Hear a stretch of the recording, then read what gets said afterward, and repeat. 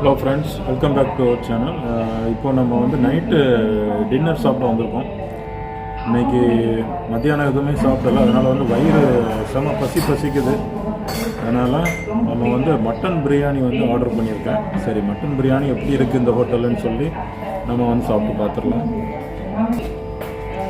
Hotel ambience பார்த்திங்கன்னா வந்து சூப்பராக இருக்குது.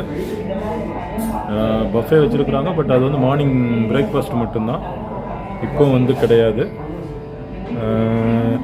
அது இப்போது லன்ச் அண்டு டின்னர் வந்து இந்த இதுக்கு உள்ள வீட்டை மட்டும் வச்சுட்டு போயிட்டாங்க. இன்னும் பிரியாணி வர மாட்டேங்குது. நானும் வந்து வெயிட் பண்ணிகிட்டே இருக்கிறேன். ஒரு 5 நிமிஷம் ஆயிடுச்சு. இது சரி கொண்டு வராங்களான்னு பார்ப்போம். பசி எடுக்குது, மத்தியானம் சாப்பிடலைங்கிறனால. வெயிட்டிங் ஃபார் த பிரியாணிக்கு வெயிட் பண்ணிகிட்ருக்குறேன். இப்போ பார்த்தோன்னா மட்டன் பிரியாணி வந்துடுச்சு. இது கூட வந்து ரைத்தா கொடுத்துருக்குறாங்க, ஆனியன் ரைத்தா, கிரேவி. இப்போ நம்ம வந்து பிளேட்டில் போடலாம்.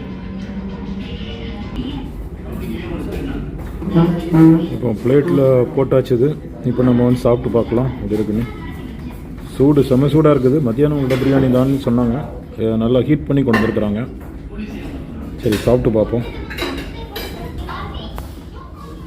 இப்போ அப்படியே பிரியாணி எடுத்து நம்ம வந்து வாய்க்குள்ள வைப்போம்.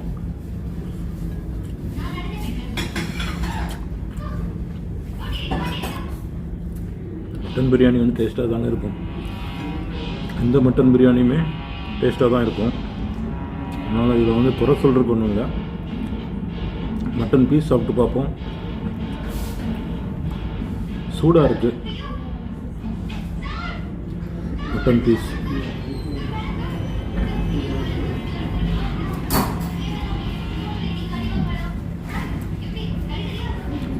அது அப்படியே சாஃப்டாக இருக்கு.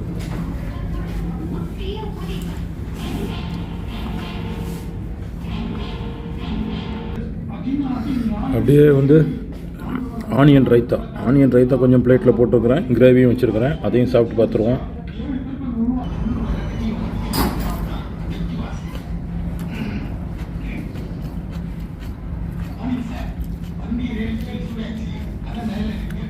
பிரியாணியை அப்படியே கிரேவி கூட சேர்த்து எடுத்து சாப்பிடுவோம், along with gravy.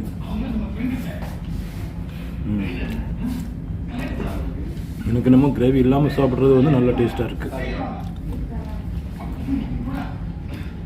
Okay friends, இதான் இன்றைக்கி உள்ள நைட்டு டின்னர். நீங்கள் இந்த ஹோட்டலில் சாப்பிட்ருக்கீங்களான்னா எனக்கு கமெண்ட்ஸில் வந்து சொல்லுங்கள். என்ன டிஷ்ஷு சாப்பிட்டீங்கிறதையும் சொல்லுங்கள். Okay, see you in the next video.